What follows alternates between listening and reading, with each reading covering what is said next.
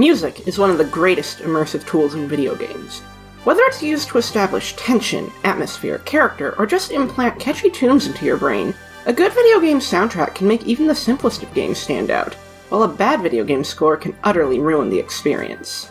There's a lot to be said about video game music, but today I'd like to talk about the way some video games use Leitmotif to build to specific pivotal moments. If somehow you don't know what a leitmotif is, it's a recurring melody used to convey anything from a character to a mood, setting, or broader theme. While there are many examples of leitmotif usage through gaming, some of the most memorable examples use a simple motif as a building block, gradually developing the theme until it reaches a more complete form. Sometimes multiple motifs are used, starting off as separate, but culminating into a greater whole. Whether it's the reveal of a main theme, a final boss, or a pivotal story beat, this form of motivic development leads to incredible payoff. So for this video, I'll be looking at Undertale, Sonic Adventure 2, and Pokemon Mystery Dungeon Explorers, and the ways they all worked their way up to what one could call a musical thesis or climax, and the sheer power of memorable melodies in their respective finales. So, without further ado, let's get started. Toby Fox's use of leitmotifs in Undertale are old news, but still a fantastic example of how to develop a game's musical identity. In many respects, his games may have introduced many young gamers to the concept of a leitmotif.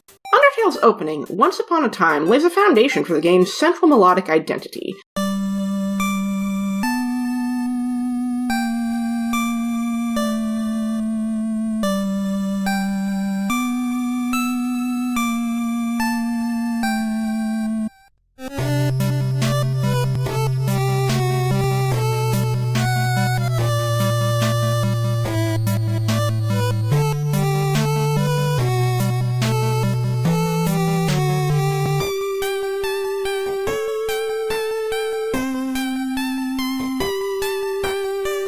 From the opening sequence to the title screen that develops its complexity as you progress through the game, to the cozy sound of home and its music box counterpart, the Metaton cooking show, and later the hotel, this cheery little tune keeps coming back. It's a subtle way of saying, this is Undertale. But the Once Upon a Time leitmotif hardly stands alone. Snowdin Forest introduces the song Snowy, which in turn develops and evolves in other tracks such as Snowdin Town, Shop, Dating Start, and Dating Fight, as well as a few songs we'll touch on later.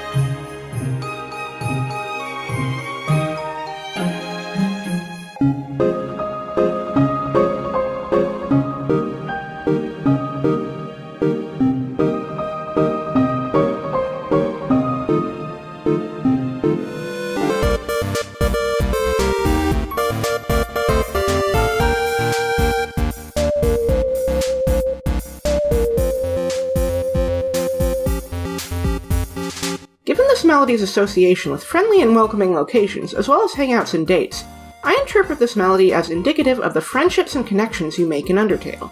But there is a third crucial piece of this melodic puzzle that bears mentioning.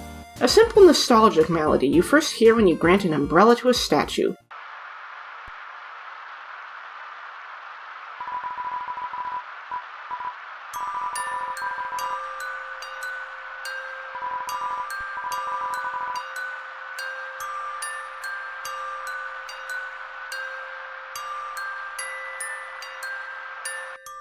And later fall into the trash dump.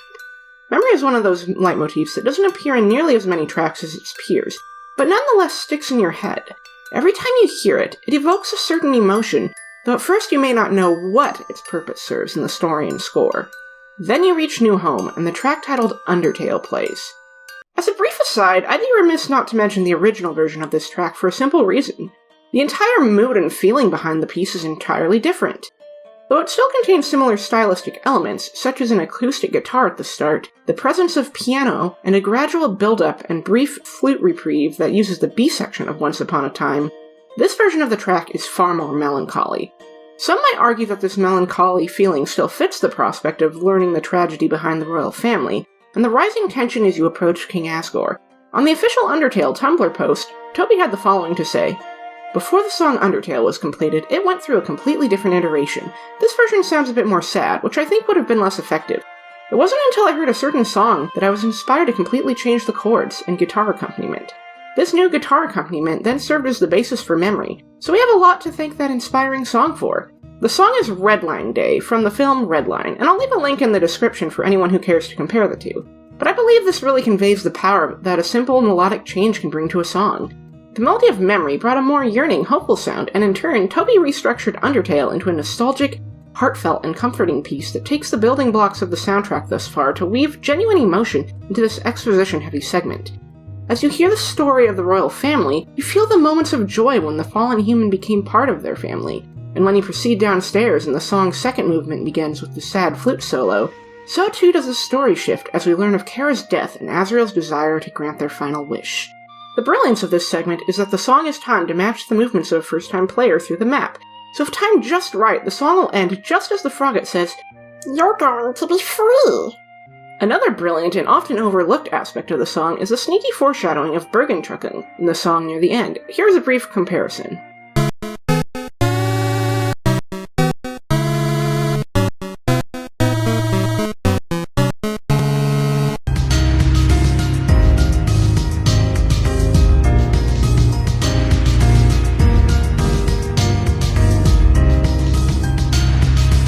But what truly makes this song such an incredible payoff is that you've heard these melodies throughout the game, but now they are drawn together, interwoven, and turned into the theme of Undertale.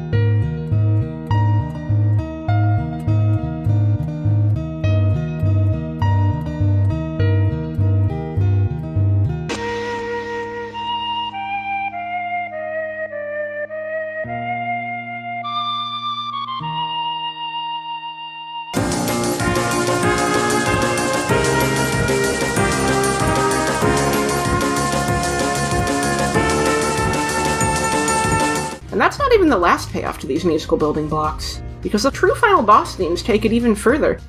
In the climactic moments of the game, you get this intensely triumphant reprise of Once Upon a Time, taking the often repeated A section you hear through most of the tracks, but bringing in the C section, which was startlingly absent from Undertale.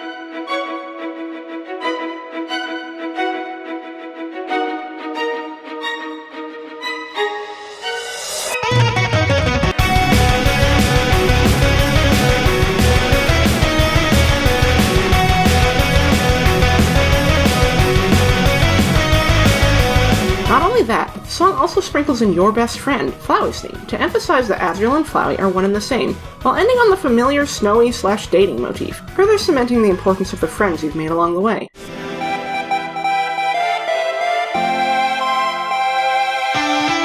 For it is these bonds that allow you to even achieve this ending. And then, after a brief moment of despair, the second movement, Save the World, kicks in, where you reach out to those very same friends in order to slowly break through to Azriel, culminating in the moment where you save him, and the familiar melody of Memory returns one last time. Only this time, you know, it's his theme. And boy, the way the song starts off quiet and slow, but rises in power and intensity as Azriel's walls collapse and he's forced to confront the missing compassion he's longed for all this time, is an impeccable way to bring the score full circle with these three recurring melodies. Of course, there are a few more places you hear these tunes. Reunited, the epilogue theme, takes Once Upon a Time and the snowy dating motifs and intermixes them with a new melody, and gives you a heartfelt song to guide you through your final walk through the underground.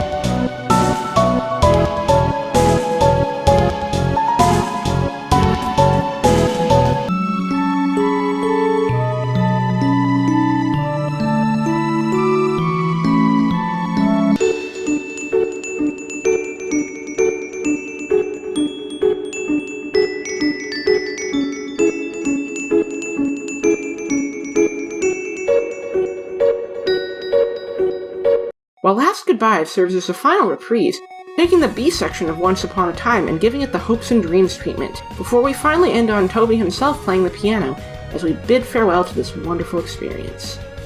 I think for many people, especially gamers who played Undertale when they were very young, this game was likely the first time they learned about leitmotifs and experienced them through narrative storytelling.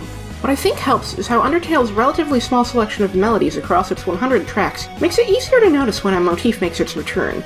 But speaking personally, there are other games that touched me in terms of leitmotifs and their development and payoff. So with the starting point established, I'd like to move on to one of my earliest examples of melodic buildup. Sonic Adventure 2's original release has a very short intro sequence before we reach the title screen, where a kick-ass guitar theme welcomes us to start the game. Brief as it is, it's an earworm, but one thing I appreciate about subsequent releases is the additional intro sequence. Hear the vocals here?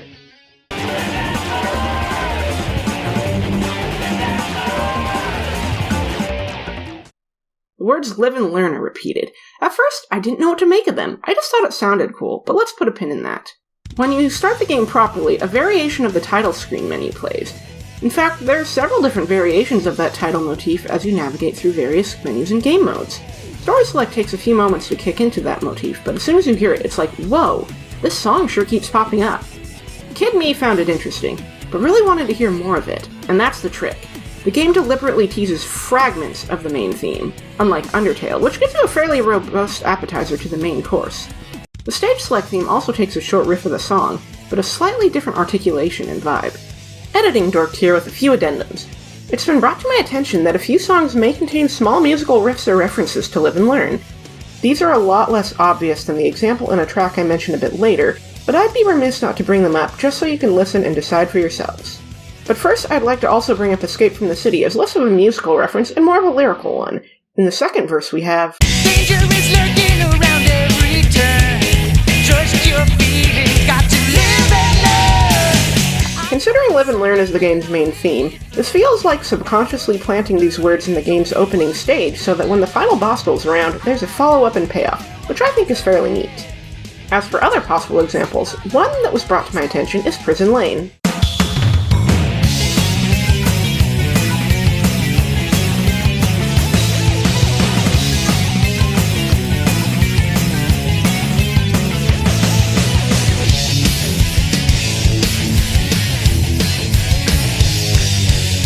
Rhythmically they are similar, though the notes and intervals aren't exact. You can also hear an almost identical riff here, though I'm less certain if it's a deliberate reference or just a common guitar pattern. If it is a reference, it may be because Prison Lane is the stage where Tails rescues Sonic from prison after his arrest more or less kick-started the hero side plot into motion. If you really stretch it, the start of Final Rush could maybe be seen as a very, very loose reference structurally, but the notes are so different, I personally don't think it was deliberate. There's maybe a case to be made for it foreshadowing the game's final story, but I still think it's a reach.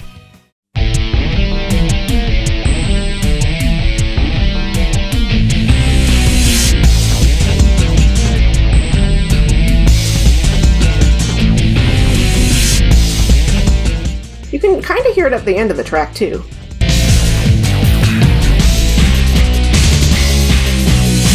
I also completely neglected to mention the Settings menu theme, which does contain the descending note pattern from Live and Learn's main riff, which ties it to the musical consistency of the other menus quite nicely.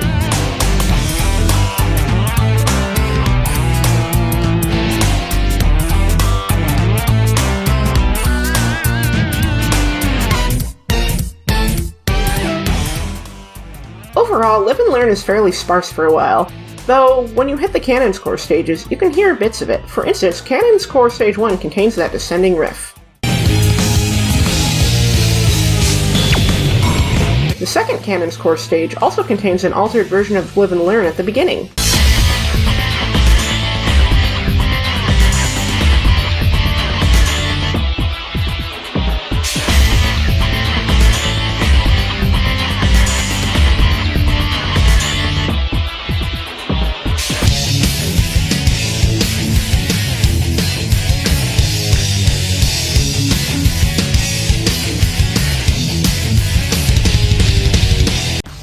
What's so brilliant about this is how Last Story is incredibly close to when the full Live and Learn song appears.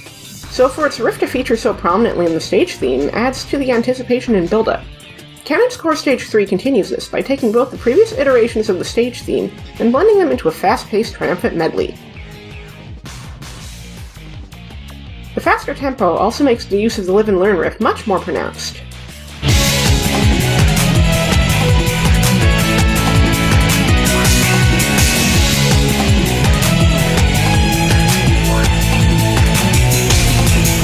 And the riff is more directly quoted here. All of this leads directly into the battle with BioLizard. Supporting Me, by all accounts, sounds radically different from the game's main theme song, but if you listen closely at a very specific portion of the song,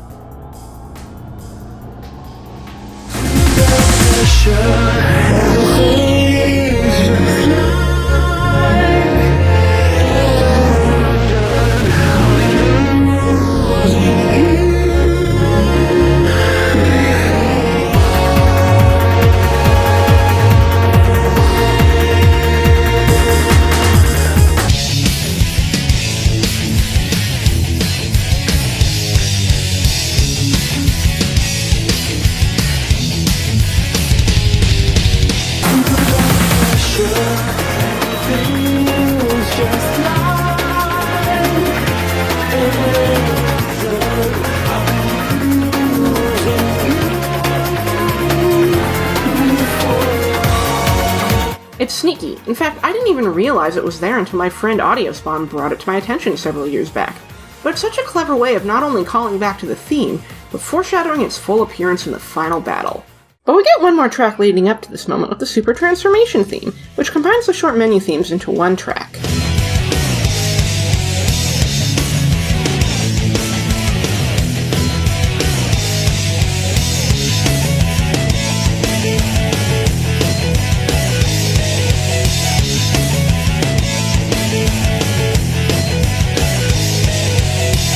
Brings us to the final hazard fight. I remember being up before school one morning. Having just beaten the BioLizard, I was hyped as hell. I only had a little bit of time before I had to go, but when I got to the start of the boss fight and heard the title screen music, I freaked. And then it kept going. Not only did the song keep going, but it had vocals. At the time, I hadn't played Sonic Adventure 1, so the notion of a climactic battle in a video game with a vocal theme was a brand new concept for me. I instantly fell in love with this music, but I had to go to school, so the finale would have to wait. But that song stuck with me the entire day. I had to go home. I had to go back to that boss fight and hear that song. Hell, when the song reached the chorus, I recognized the Live and Learn part from the Adventure 2 battle intro. So for someone whose first experience with Adventure 2 was on the GameCube, I got the added benefit of that extra payoff that made the finale feel so triumphant, so impactful, and above all else, so cool. It goes to show how teasing a motif enough times to create an earworm can leave players anticipating the full scope of a song. Even if other games had toyed with ideas like this in the past, it was a very meaningful experience at a time where I had played significantly fewer video games and hadn't noticed these intricacies nearly as much. But while Sonic Adventure 2 was a formative experience for me in recognizing leitmotifs, it was the Pokemon Mystery Dungeon series where I came to truly start to identify and recognize them as leitmotifs. So without further ado, let's move on to our final example for this video. There are many fantastic uses of leitmotif as a vehicle for melodic storytelling in the Pokemon Mystery Dungeon series. Any singular game could fill a whole video, and at some point I may do just that. However, for the purposes of this video, I'd like to zero in on the Explorers games, as they were my introduction to the series. But then there's the question of where to begin. Explorers is an OST chock full of leitmotifs. However, I feel as though the one most indicative of the principles we've discussed so far is none other than the Time Gear theme, and the incredible tracks that spawn from it. In order to do this topic justice, I will be covering some plot spoilers. The game is old, but in case you haven't played it yourself, I highly recommend trying out Explorers of Sky in particular, as it is the most complete version of the Explorers games and contains additional story scenarios. For this video, however, I will focus primarily on the main campaign. That said, the Time Gears in the Explorers games are mystical artifacts directly tied to the flow of time. They're what keeps the natural balance stable, and allows time to flow. Early on in the story, the partner reveals that the increase of malicious Pokemon, storms, and other strange phenomena may be tied to the Time Gears themselves, and we're treated to the first taste of the leitmotif in the track Time Gear Remix.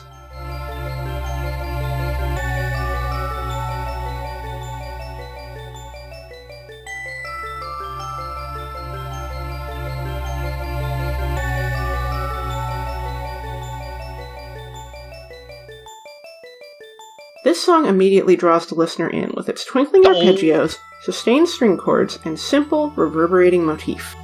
With just a few simple notes, it sinks its fangs into your mind. There's this sort of tension built in the track with no proper resolution before it loops. Much like the Live and Learn renditions in Sonic Adventure 2's menus, and Undertale's menu and memory, this rendition of the Time Gear theme is just a teaser for things to come, yet even in this shorter form, it's soothing, atmospheric, and memorable.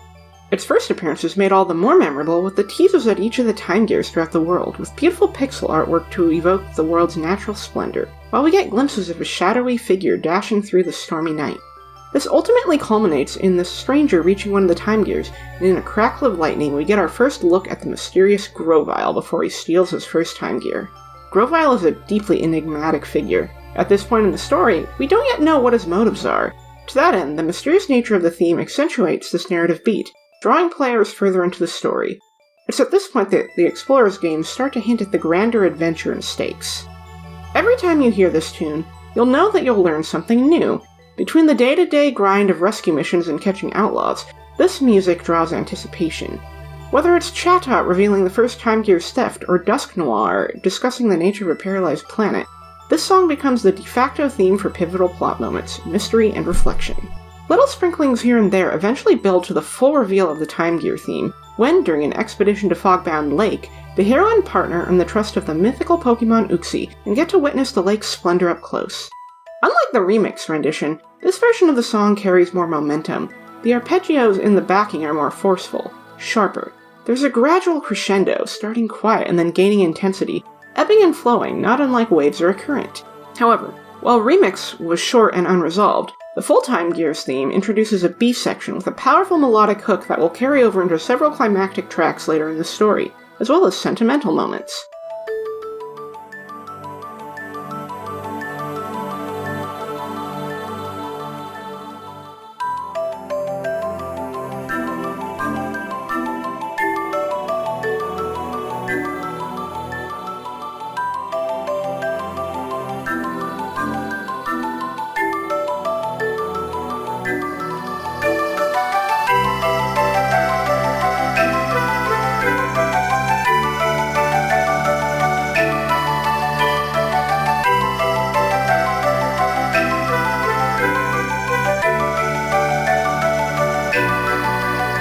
When that flute kicks in, joined by the violin, the song shifts from subdued tranquility to empowering and enticing until it winds down before the loop.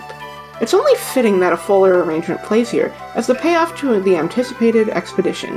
The hero and partner have fought hard to prove themselves as an exploration team faced with adversity, including the likes of Team Skull and an illusion of Groudon. They're witnessing a sight that no ordinary Pokemon has seen up close without losing their memories, and, to top it all off, we're treated to some gorgeous pixel art. There's the close-up shot of the Time Gear, the dazzling light show of the Illumise and Volbeat dancing over the lake, high on a plateau. At first, we just see them as little dots like fireflies, but as the rest of Wigglytuff's guild arrives, the lake spouts and we see an even more dazzling show than before. It's here that we hear the track Time Restored for the first time. This is a far more celebratory arrangement of the Time Gears motif, accompanied by string ostinatos and harp flourishes to give the piece a hopeful, majestic feeling. There's still that twinkling A section of the Time Gear motif, but distant bells chime. What's interesting is that we never hear the B section of Time Gear. Instead, this song blends in musical flourishes reminiscent of a much later dungeon, the Hidden Land and Hidden Highland. Here's a quick comparison.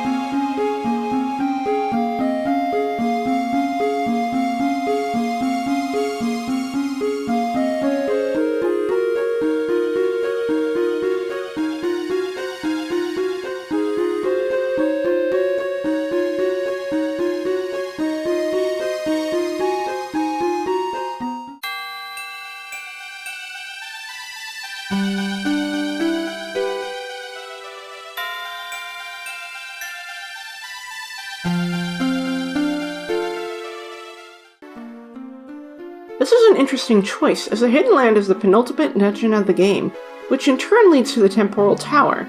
In a way, this serves as fascinating musical foreshadowing, even if first-time players won't realize it at the time. I've also seen some point out musical similarities to Steam Cave, and while I don't hear it super clearly, I did find some sections with similar vibes that I'll play here for others to draw their own judgments.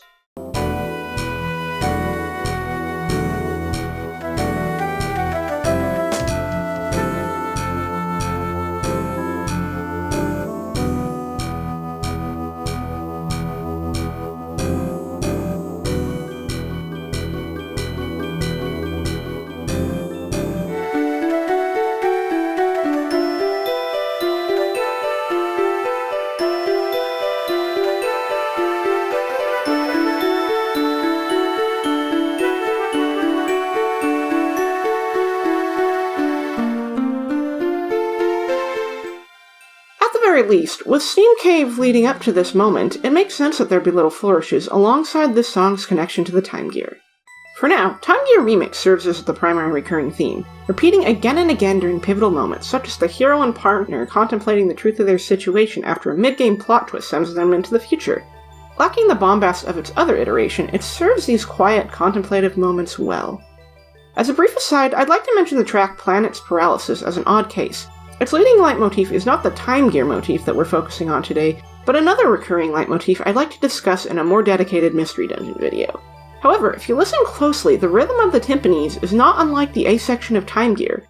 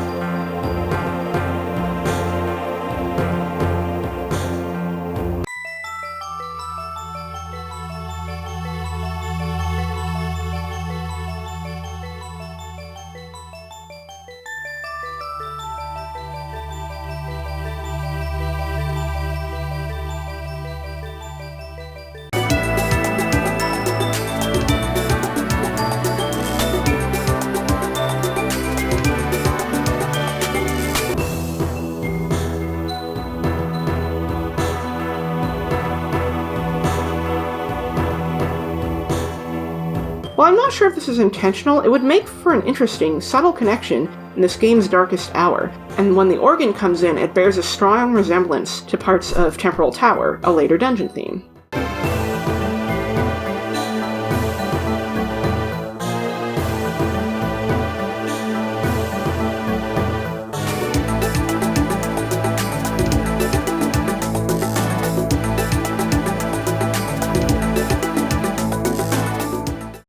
Later into the future arc, the hero and partner have a heart-to-heart, and the song In the Hands of Fate plays for the very first time. This is a much simpler music box arrangement. It strips away the A section of Time Gear and Time Gear Remix, instead focusing on the new B section introduced in the former. By focusing on the sentimental, almost melancholic portion of the song, with no bells and whistles, there's a certain earnestness at play. It's a quiet moment of hope in a bleak hellscape. Bittersweet, but they must press on. And press on they do, eventually joining forces with Grovyle and returning to the present. This in turn leads to the return of the full Time Gear theme, when Grovyle reveals the truth behind the planet's paralysis, Dusknoir's objectives, and Dialga's descent into madness. Now everyone has the answers. They know the full scope of the story and what's at stake. A fitting time for the full rendition to return. After the trio returns to the present and regains their footing, they must make haste in preventing this dark future from becoming a reality. That is when we meet the next major rendition of the Time Gears theme, Through the Sea of Time. This song punctuates a truly triumphant moment. The hero, the partner, and Grovyle ride atop the back of Lapras, journeying toward the Hidden Land. This land resides in a gap in time, holding the crumbling temporal tower, where the fate of time and the world itself hangs in the balance. Moreover, the track captures the hero's unwavering determination through its subtle build-up at the start, giving way to the B section of the Time Gears melody, and powerful timpanis that, when combined by the fast-driven bass line, really captures the feeling of forward momentum despite the looming dangers ahead. This song contains a neat call-and-response between the flute and the strings that join in after the first repetition, while triumphant trumpets join along with the bass to evoke the feeling of riding along the waves before Lapras floats away from the water, through the time gap, and descends over the hidden land in beautiful cutscene graphics. Though the song's high energy and determination eventually give way to the more subdued Hidden Land and Hidden Highland, the Time Gear leitmotif returns soon after, beginning with a reprise of the full Time Gear theme after Dusk Noir reveals the fate of those from the future should history change. The use of this song at this precise moment is great as a moment of determination in the face of certain doom. Grovyle, despite knowing his own existence will end if history changes, refuses to yield, and so we get the great crescendo into the song's B section. Yet there's a deep bittersweetness, as the hero has gained an irreplaceable friend in the partner, where before, they and Grovyle had nothing truly worthwhile to return to. Through the Sea of Time makes one final comeback soon after, when Grovyle forces Dusk Noir through his own time portal to prevent him from thwarting the heroes. He offers reassuring words to the hero and partner as he makes his final bow in the game's original story. But what truly draws everything together is the return of In the Hands of Fate. In the moments after Grovyle's sacrifice, as the hero and partner grapple with the aftermath, the partner believes they'll be making a future where Grovyle can be happy. However, the hero knows the sad truth, leaving a heavy-heartedness to the proceedings that this song captures perfectly. Before, this song was used in a moment of quiet comfort between the hero and partner. Now, the hero knows that their time with their partner is coming to an end, that a goodbye is inevitable, yet they must carry on. They can't tell their partner now, when they're so close to the end. As they board the Rainbow Stone Ship and ride to their final destination, we hear Time Gear remakes make one final appearance, capturing the mystery and mystique of Temporal Tower. In a way, this whole section is the greatest hits of all the different arrangements we've heard of the Time Gear leitmotif so far, building to a crescendo once the music transitions to the titular Temporal Tower theme. Interestingly, this track does not begin with the familiar A-section motif. Instead, it builds to it with droning strings and heavy drums that evoke this sense of dread, punctuated by the tremors that greet the hero and partner as they approach. Before long, choir and string chords come in, alongside a groovy beat and funky organ melody to contrast with the danger and dread. Then, finally, we hear the start of the Time Gear motif, which interestingly was missing from Through the Sea of Time.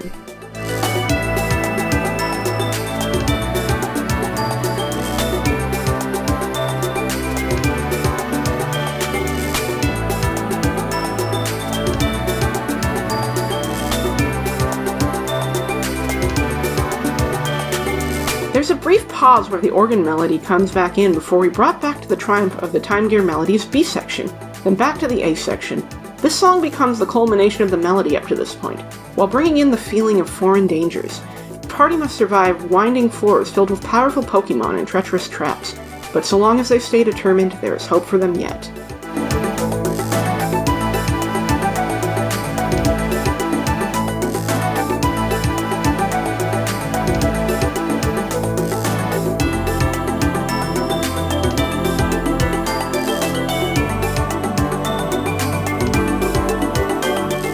At the base of the temporal spire, the tremors intensify, and the hero and partner face a reminder of what's to come should the tower collapse before they reach the top. The slower tempo, the eerie ticking of a clock, and the quieter beginning, punctuated with heavy, dark chords, truly evoke the feeling of fear and uncertainty. The percussion is far more spaced out, with an almost wave-like arpeggio creating the momentum through the piece. Unlike Temporal Tower's confident 4/4 time signature, this song coasts by in 3/4 time, and when the flute and strings bring in the B section of the Time Gear motif, it serves as a reminder not to lose hope. Grovyle wouldn't want that after all. And though it may hurt to carry on, you must do so for the partner beside you and all the friends you've met at the Gildan in Treasure Town.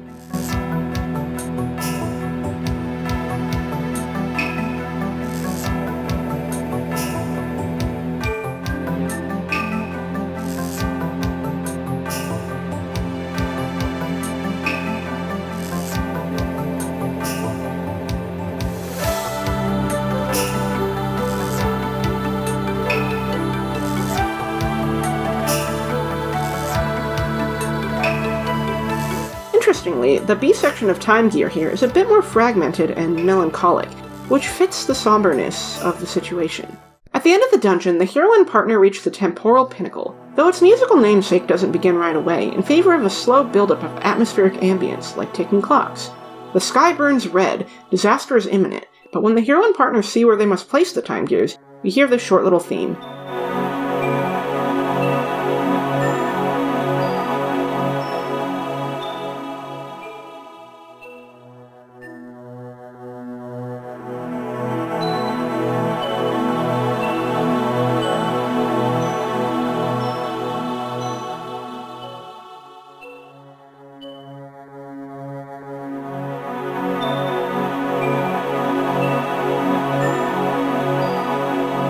There's a sense of awe in its simplicity. The Time Gear leitmotif is quiet and unsteady, buried behind the rising and falling string chords. This is a moment of anticipation. You're so close to the final battle now. Are you ready for what's to come? The final story variant of the Time Gear's leitmotif bears no introduction. Dialga's fight to the finish is, after all, one of the most popular and recognized tracks in the series. Perhaps as you've watched this video, even without knowing the rest of the Mystery Dungeon series, you've recognized the leitmotif. It probably helps that Fight to the Finish hits the ground running with the Time Gear B section triumphantly leading the song from beat 1.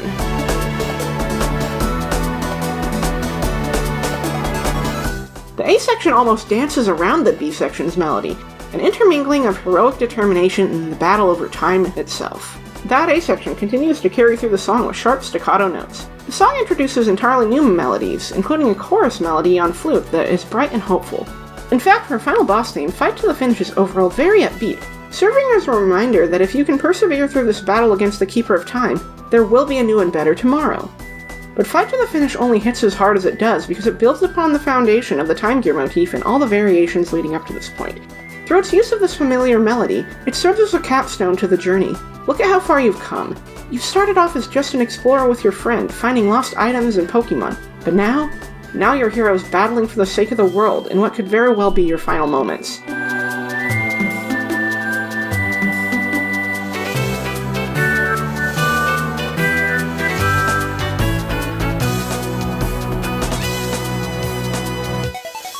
And when victory comes, the reprise of Time Restored reassures you that it's going to be alright with the softer return of the Time Gear melody and the warm, comforting strings. Yet through the warmth and the comfort, there's a bittersweet feeling knowing that very soon you'll have to say goodbye. Though just as this song foretells parting, it also marks the reunion after the credits roll, and Dialga uses his abilities to grant the partner's greatest wish. It goes to show the versatility of the track in conveying feelings of natural beauty, hope, and relief, all dependent on the context. But that's just one example. If you'd be interested in a larger breakdown on Explorers' musical storytelling, do let me know. There's just so much to say about this game's use of music to enhance its presentation, and with my immense nostalgia for the series, I'd love to tackle more in the future. However, I believe the Time Gear example really ties together the principles from the other two games featured here. It teases the beginning of its leitmotif, building and evolving the melody throughout the story, and culminates in an empowering final showdown, made all the more memorable by its theme. The power of leitmotifs in video game story and presentation truly is special. When applied in just the right way, you can make your game's main theme hit all the harder because, in a way, the melody is like a friend that accompanies you through the journey. Just as you learn and grow through your adventures, so too does the music. Sometimes you get more developed tastes of the theme throughout the stories, other times you just get little samplings to build your anticipation for a grand melodic reveal. And to me, as someone who loves both video game music and loves composing music for my own projects, it's just so fun to witness the techniques used by composers to bring their stories to life. And there are many other great games out there that I haven't even touched on. Mother 3, Amori, the Kingdom Hearts series, Final Fantasy, and so many more. So if you feel so inclined, feel free to share some of your favorite examples of melodic buildup and payoff in the comments. If you'd like to see more videos of this nature, do let me know.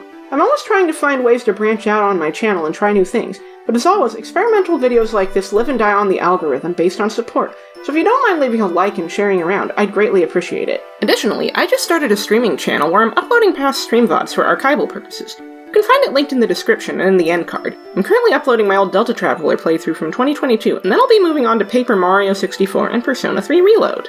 And if you'd like to support my work in other ways, I have a Patreon account where you can find a great number of perks such as video scripts, work-in-progress cuts, concept art, and more. Every dollar helps, as I'm hoping to continue to grow my platform and make creation a full-time job. And until next time, thank you so much for watching, and have a great day.